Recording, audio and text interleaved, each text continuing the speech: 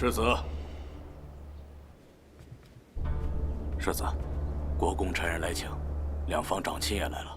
不去了吧？对他我没什么好行礼请安的，早就说定了的事情，如今摆什么架子？世子，毕竟陛下刚传了旨，如果传出去的话，会说世子和夫人不识大体，罔顾孝悌，世子还会在朝中落得不敬不孝之名啊！我的名声一向不怎么样，我也不在乎。还是去吧，去见识一下也好。叔姑，打仗也分先礼后兵，况且这以后的日子还长着呢，总不能一辈子都不见面吧？你从前可不是这么婆妈的人，现在怎么了？怕了？我怎么会怕他们？我是答应过你，不让你做这些烦心事。可如今才新婚头日，没事，走吧。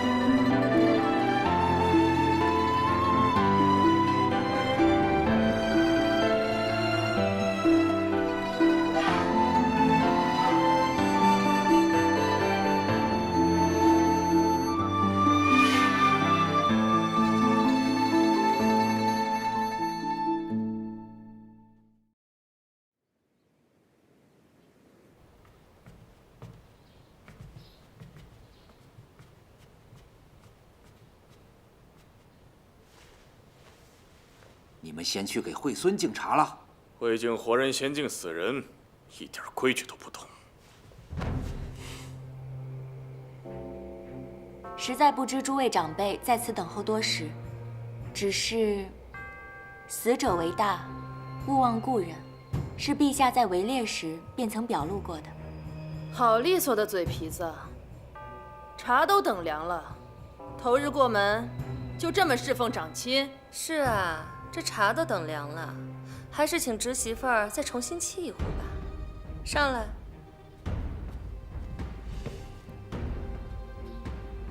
先前府上都发生过什么？大伯和三叔是忘了吗？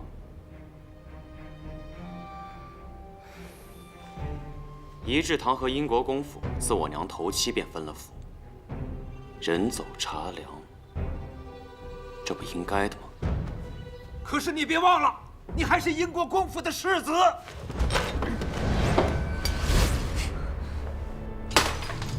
公公说的是，如今我嫁给了国公府的世子，那我便是世子夫人。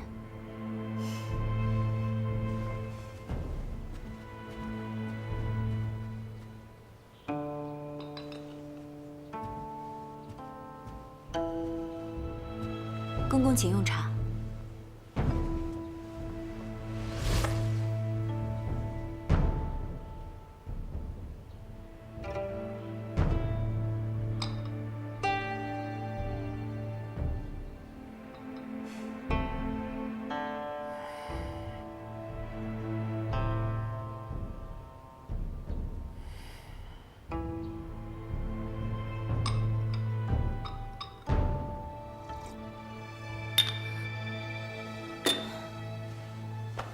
这是我给嫂嫂备的礼，以前每次哥回来都要跟我一起，如今机会虽少了，好在有嫂嫂陪着哥了。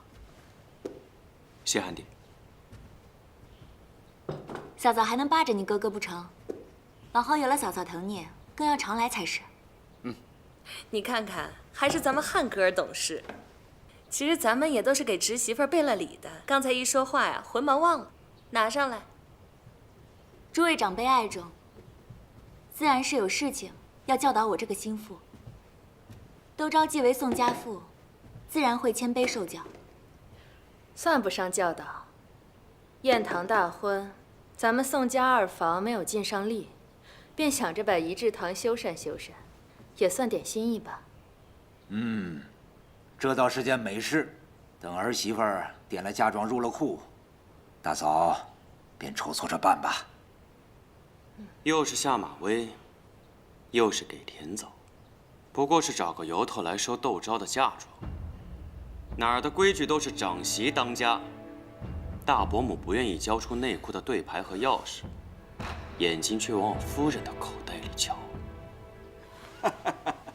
燕堂，此言差矣。虽说你母亲去世以后，咱们分了府，可是这府上上下庶务，还有财木的进出，这些都是你大伯母打理的。侄媳妇刚过门，这总得有人教教她，带带她。用不着2京13省的账，我夫人在陛下面前都清算过。统筹之法，甚至连户部都讨去了做范本。从前是我懒得计较，既然你们打这主意，索性连内库也一并分开到利落。这说的哪儿的话呀？一家人和睦本就是圣上的意思，总不能刚一过府就违逆吧？再说，这掌家治府啊是费力不讨好的活儿，每天进进出出几10个事项，常常要忙到3更呢。三叔母说的，正是我和燕堂最为担心的。钱财乃身外之物，一家人和睦才最为重要。既然长辈们疼惜儿媳，那我的嫁妆就由大伯母代为保管了。素兰，去把陈先生叫来。是。还是我的儿媳妇明事理，这长辈愿意受累帮你，你可要心存感恩之心呐。公公说的是。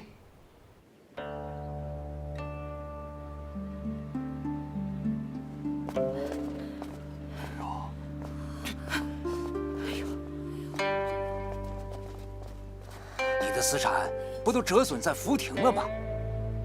是啊，只是野火烧不尽，正巧要赶上了春风。苗家做的土豆生意，有我80%的本钱。小姐，刚才我已大略查过，约7万两。昭姐姐独具慧眼，今年的分红都在这儿了。你是说这7万两只是分红？这2箱便是公侯之家10年的缴用呢。别大惊小怪，被人看了笑话。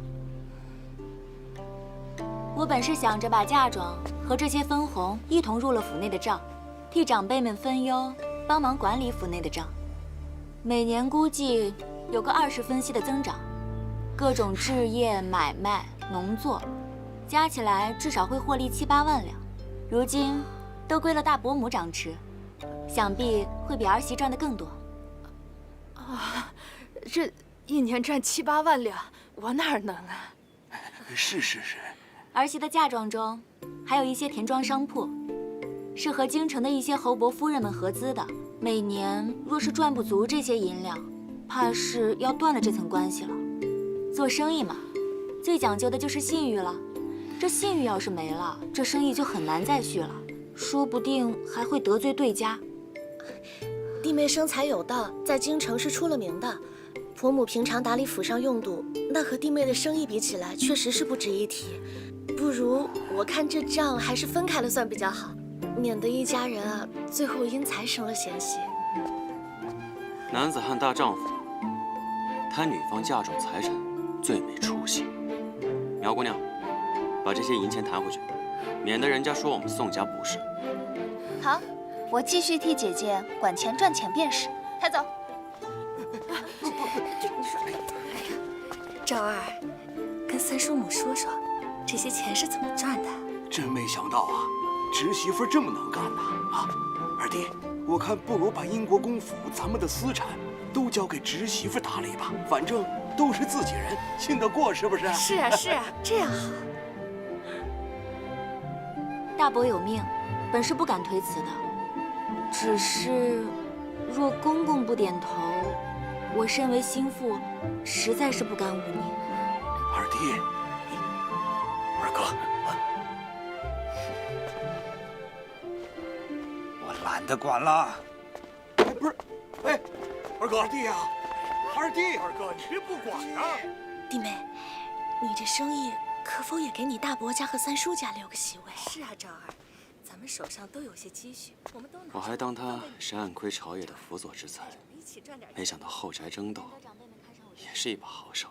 我知道世子是护着小姐，只是定国公和蒋夫人之死，乃一脉连枝啊。偌大的内宅，无非就是从钱财的调度和仆人的言行之中去查。小姐争掌府之权，也是为了世子。现下笼络人心，对牌，自可水到渠成。二弟呀，这件事你可不能不管呐，这可是7、8万两银子。这俗话说这个利字当头嘛，啊。对呀，咱不用怕，这对牌不是还在我们手里吗？是啊。我平日薄待你们了吗？他才进府1天，就把你们全都给拿捏了，不，愧对列祖列宗。这尸骨不化。哎呀，走了！我说哥，你怎么和钱过不去啊？老三呐，别跟他啰嗦了，快出来！哎，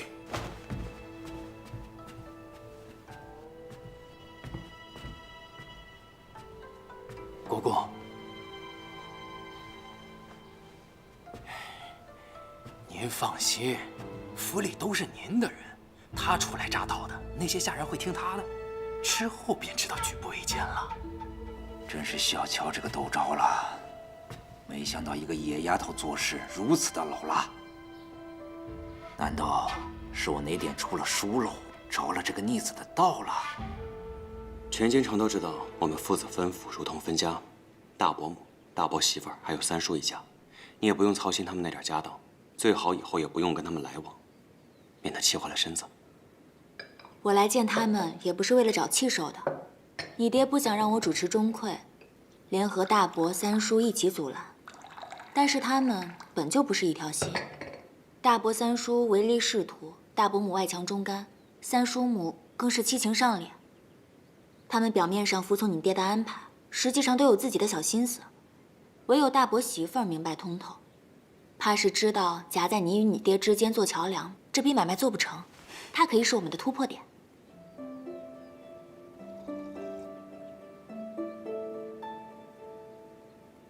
怎么了？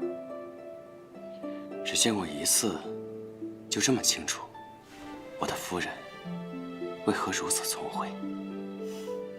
当日在田庄，我救乌扇那次，你不也一眼就看出了我家里的弯弯绕？还是世子那招相面之微比较厉害。日后英国公府那边要再出什么花招，你让陈先生去金吾卫队找我，莫要自己扛。昨夜里还奉承我是女诸葛，这就信不过我了。不是信不过，是担心。对了，我送你一样东西，给你傍身吧。我第一次。没关系，稳住重心，盯着目标，瞄准。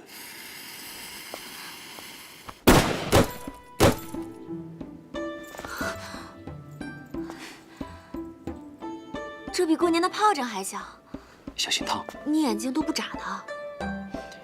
第一次试难免恐惧，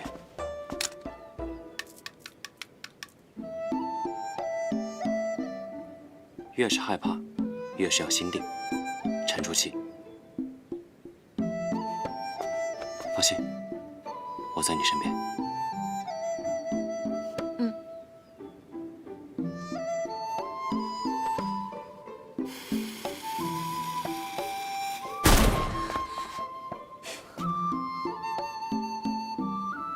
没打中，已经很棒了。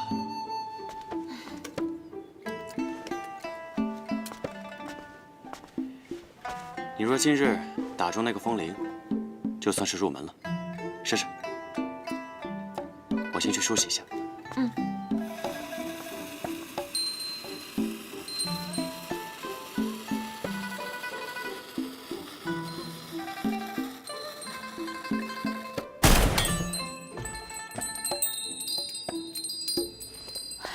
打中了，我打中了。夫人，可塑之才。手怎么了？给我看看。怎么又流血了？没事，我爱的。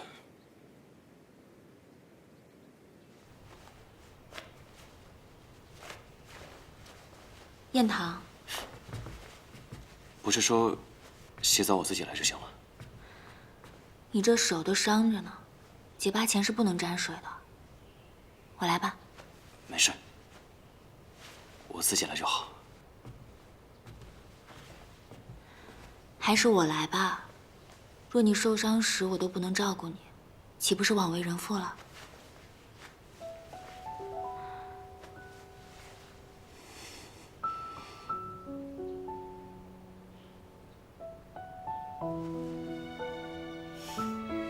没想到堂堂7尺的宋大将军，还有害羞的时候。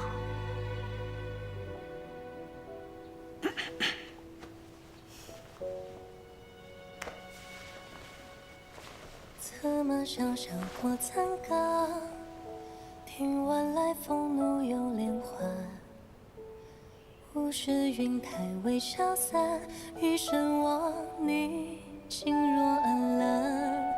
夜明只是风浩帆。我说我自己来，不是害羞，是怕吓着你。有朝只是写一生的傲然，为你带花。之前在朝闻书铺，陈先生帮你包扎时，就曾说过，你背后满是伤疤。如今居然看到了。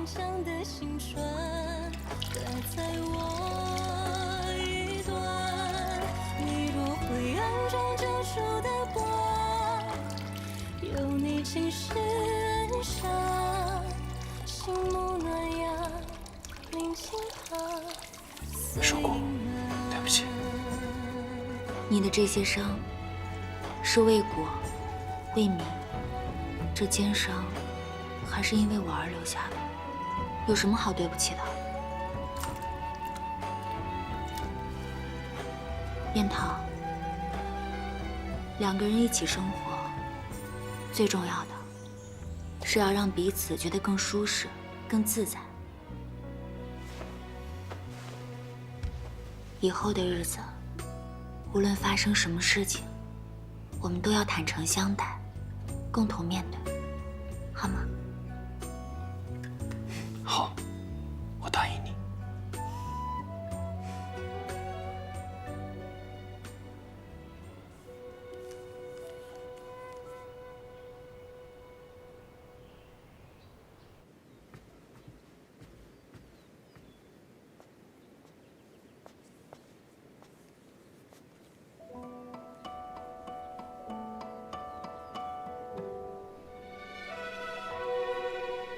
侯爷，啊，明儿来了，还不让我看，我倒要看看，我看看。明儿，等画完了，你就知道了。不，我现在就想看。哎呀，明儿，这是个秘密。那好吧，侯爷吃个水果。啊，我看看。你不让我看，就不让你看。看看，侯爷你真是的。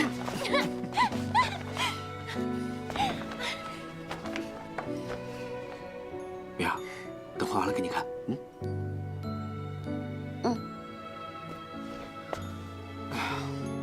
明儿今天真漂亮。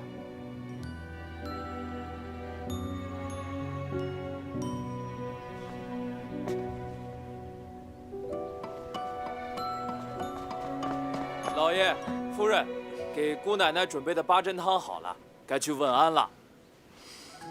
问安，一天到晚就是问安，烦不烦？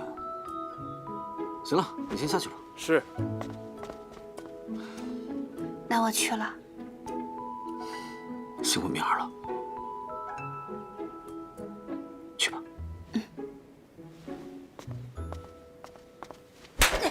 还敢顶嘴？怎么了？周嬷嬷做错了什么？我听到了下人编排夫人，不过斥责了几句。你是侯夫人的嬷嬷，我是国公夫人的嬷嬷，你斥责我，便是心腹对家姑的不敬。日后这规矩，你得替侯夫人记牢了。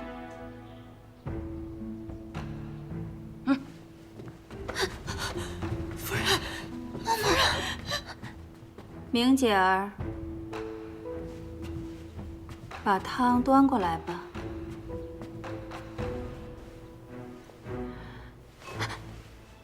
还不快点儿！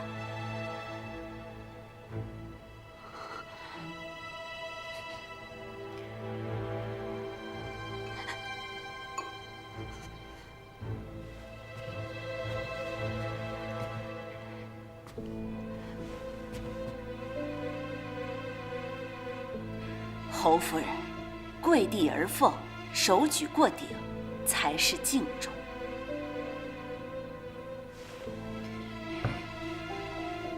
八珍汤里的熟地黄是明儿亲手炒熟加上的，姑姐气血亏虚，喝此汤最有益。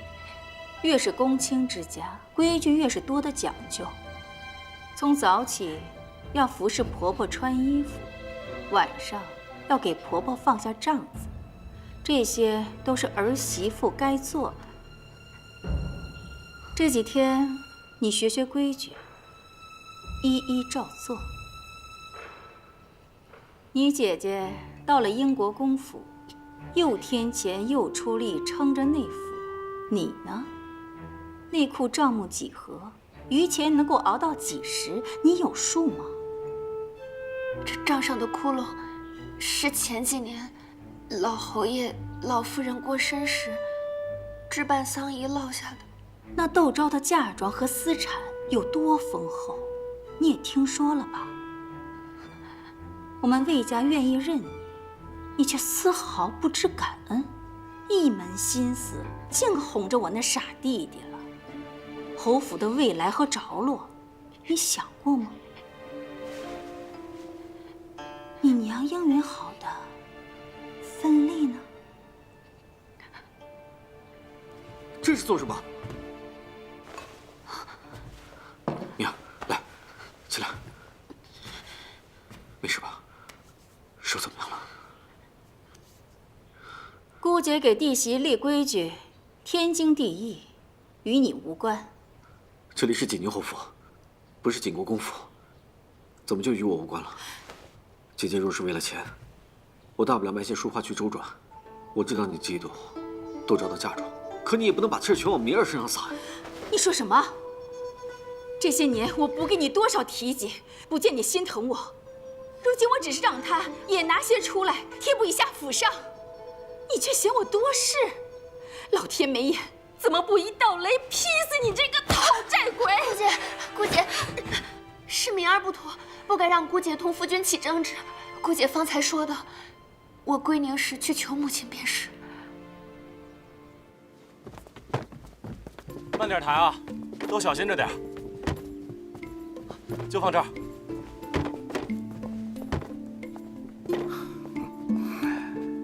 这么多的回门礼，想必京城是头一份啊。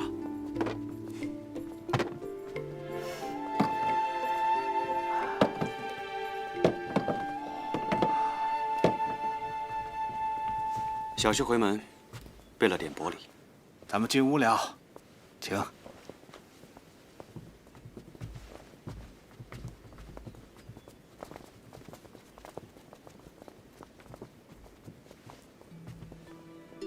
你这是存心让我女儿难堪。不过，你若没了这些钱财，我就不信这宋墨还会这般待你。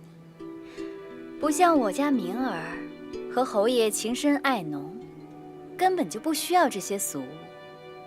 你呀，只不过是个可怜人罢了。这些话从夫人嘴里说出来，还真是新鲜。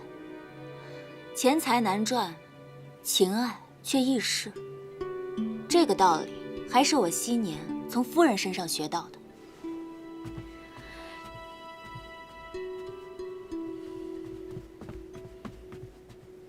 七奶奶，吉宁侯夫人归您来了。这么多年，母亲容颜不改，如今与我不似母女，倒似姐妹了。是啊，你不在这府中的日子呀，我也省了不少心，自然这气色就越来越好了。倒是你才嫁过去几日啊，就已经消瘦了一圈了。那魏廷珍是不是虐待你了？还国公夫人呢，有这么做姑姐的吗？找机会，我一定要好好跟她算账。母亲，侯爷是护着我的，他待我挺好的。哼，待你挺好。前些日子你回门，他带了什么礼？再看看今日。我和侯爷不在乎这些。但侯府平时什么吃穿用度呀？啊，就算他不在乎，他那个姐姐能不在乎吗？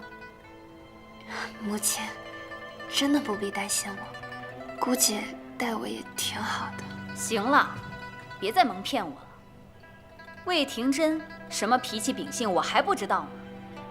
他若知道今天窦昭有这么多嫁妆，那以后你在侯府的安生日子就更没有了。当初命都不要，非要嫁过去，现如今受了委屈又不敢说了，真是个没用的窝囊废。旁人羡慕姐姐的嫁妆，比较议论也就罢了，为何娘也拿这个来奚落我？那我还有什么好说的？自生下来，我在娘的眼中就全是错漏。既然如此，我不来给娘添堵便是。哎，小姐，你瞧这孩子啊，在婆家受了委屈，回来知道跟我吵架了。你瞧他那个性子，跟他爹一模一样。夫人，您不知道，明姐的日子过得实在是辛苦。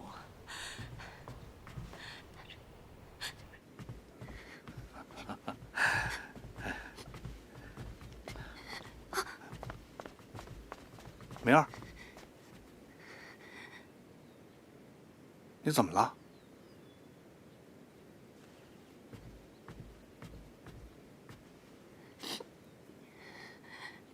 你怎么哭了？明儿定是初为人父，有些想家了。让她们姐妹俩叙叙话，小旭陪您喝一盅。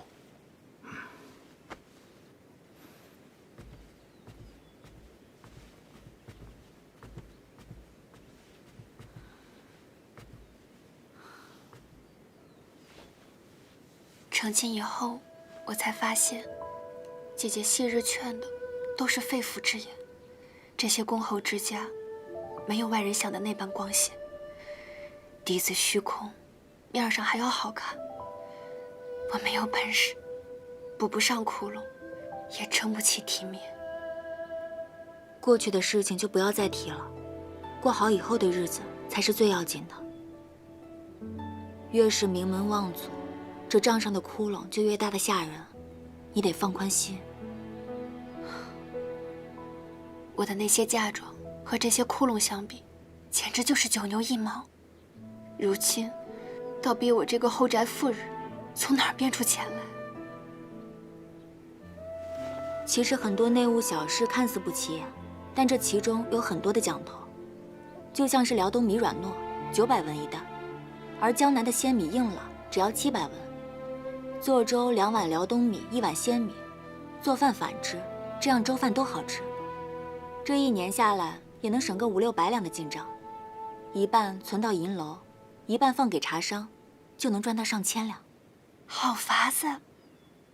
姐姐，你上辈子一定是个财神。而且啊，家中的置业也得理一理了，就像是亏了几年的酒楼、粮铺，就一狠心卖了吧。再投些实心的香粉铺，成衣。不必了，明儿。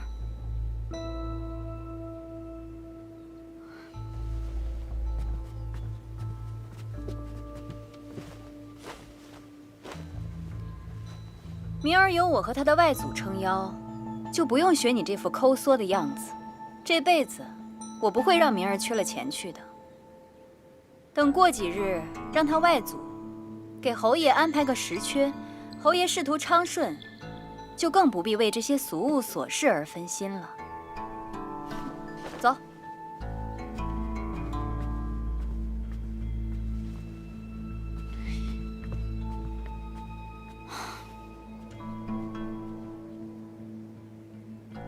娘，您适才说的可是真的？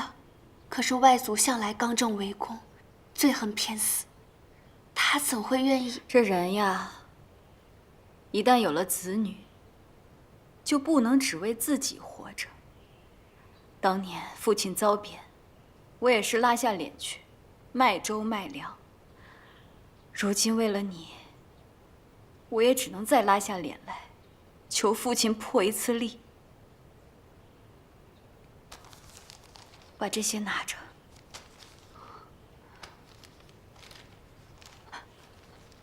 娘，这些我不能要。您如今是什么处境？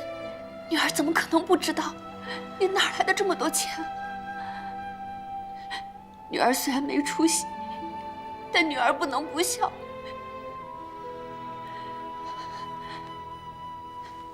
土匪放钱可是大罪，朝廷又查得严。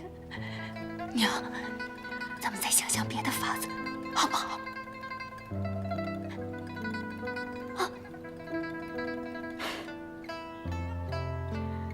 可这宅府里的女人，除了有个官妇的身份，又能有什么办法呢？难道要学那窦昭，认识些不三不四的人，操持谏业？明儿，你记住了，你是侯夫人，永远不要做那样的事情。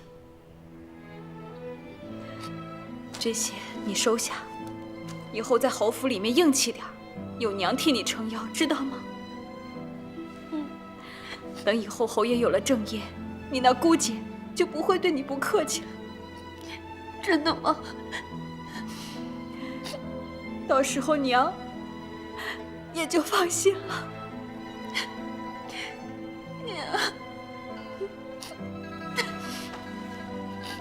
傻丫头，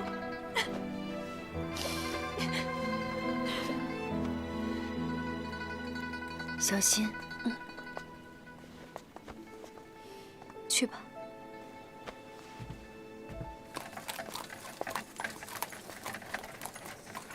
夫人嘴硬心软，实则疼爱小姐至深呢。给侯爷谋差事，又要上上下下打点一番。从我司库里再抬一担出来当掉吧。是。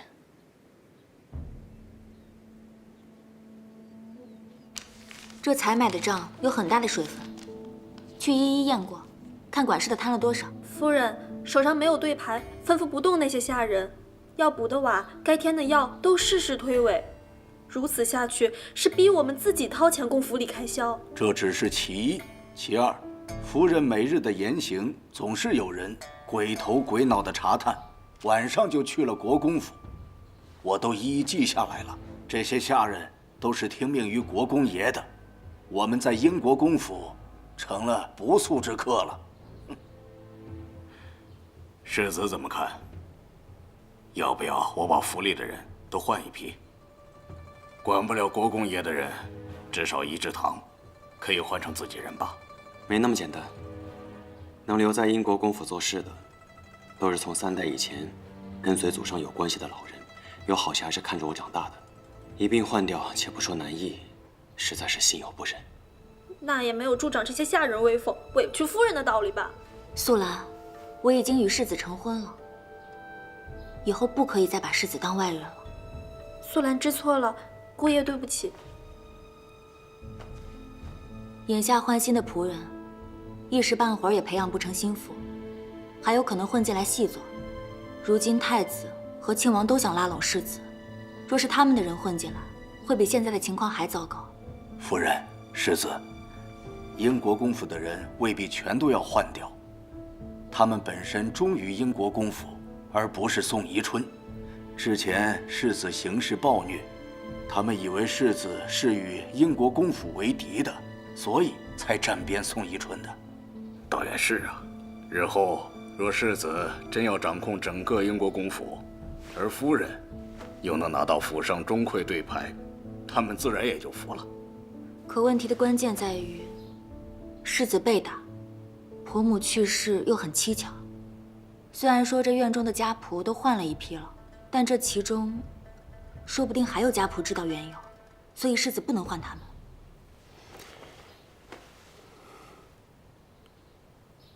世子觉得我说的不对吗？夫人方才责备素兰不能把我当外人，那你刚才叫我什么？燕堂。再说一遍。燕堂。哎呀，他们都在呢，你干什么呀？马上不在了。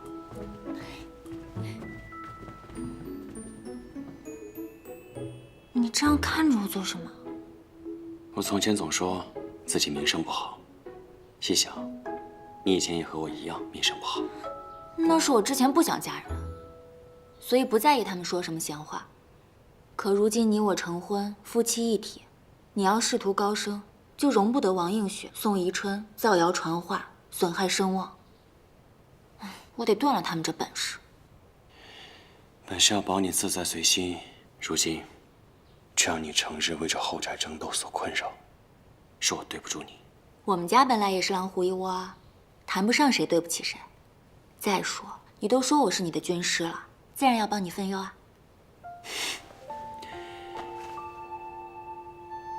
还军师是吧？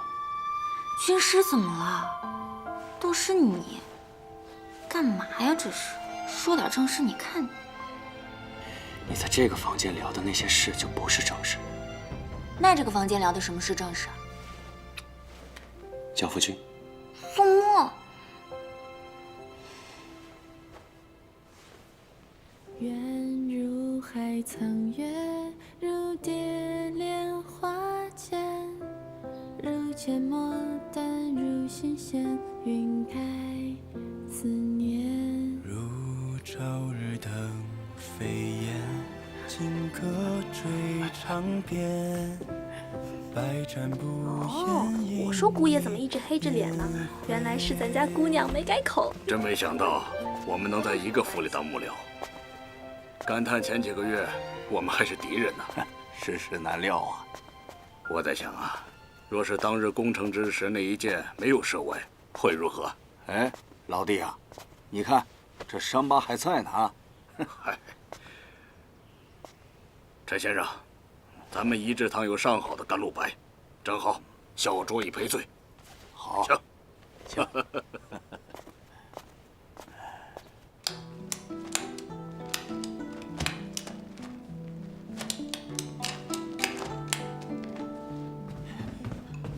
不过大事不好啊！哎呀，你喊什么喊？一点规矩都没有。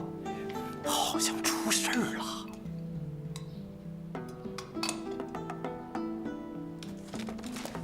整个仪志堂都在搬运货物，香樟木箱子里装着满满当当的都是银票，6、7个人在花厅里打算盘，连口水都没工夫喝。就往年国公府结账时，也就是1、2天就完了。那得多少天庄啊！窦家虽然是出了名的商贾出身，但也不至于有这么多的家财吧？是啊，赶紧给我盯紧了，查一查，到底是怎么回事。是。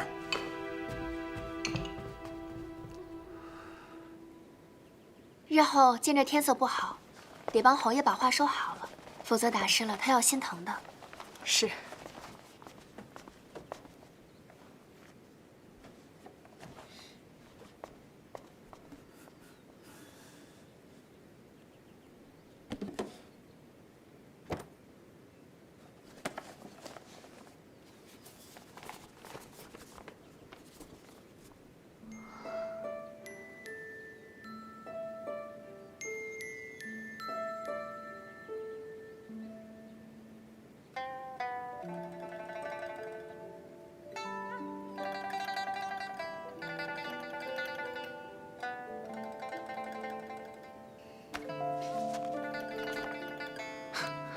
怎么样？喜欢吗？喜欢。只要是明儿喜欢的，我就开心。这是裴锦上次画的吗？对啊，这不是要给你个小惊喜吗？真好看。夫人，夫人，我家夫人请您过去问话。啊，知道了。侯爷也能陪我一起去吗？明儿，我这还有些画作没做完，等做完了。可是明儿，明儿放心，我姐姐是嫁出去的姑奶奶，你是我明媒正娶的侯夫人，你也应该拿出侯府主母的做派来，省得让他们欺负。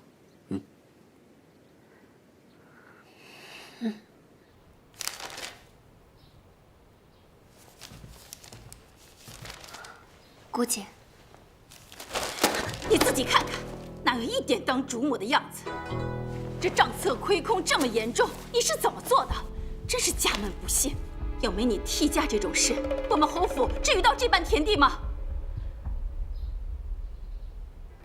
你哑巴了？姑姐教训的是，我娘上月刚提了些银子，这才没过多久，我想着府内的开销能否再节省些？省什么省啊！我们堂堂侯府就靠你这几两银子过日子，你这当主母的说出去也不怕被人笑话？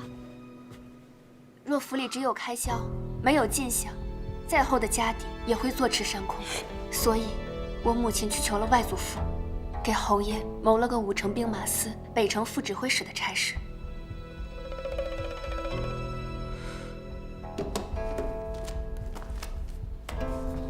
这是侯爷的任命书。原本打算叫上侯爷一同将这个好消息告诉姑姐的。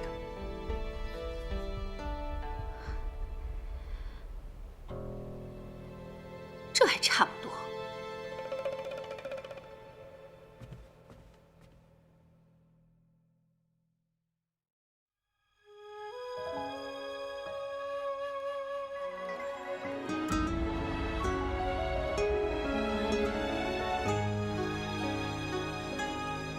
明儿的孩子就是被你硬生生给弄没的。你今日若不能给我个交代，咱们就去圣天府说理去。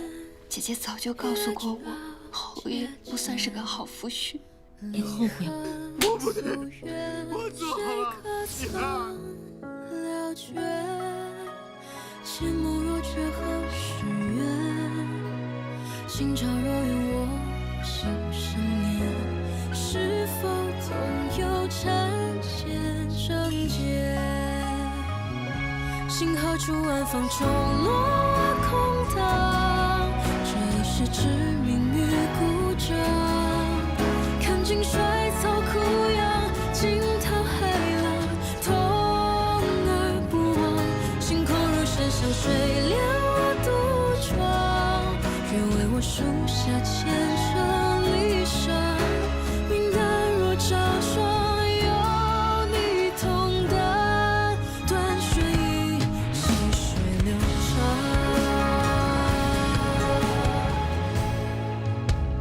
孤影若烟，月照阶阶，离恨诉怨，谁可曾了却？千梦若却何时圆？今朝若与我何心生念？是否同有缠线绳结？这世间慌乱微凉，今朝长，沉浮间同舟渡。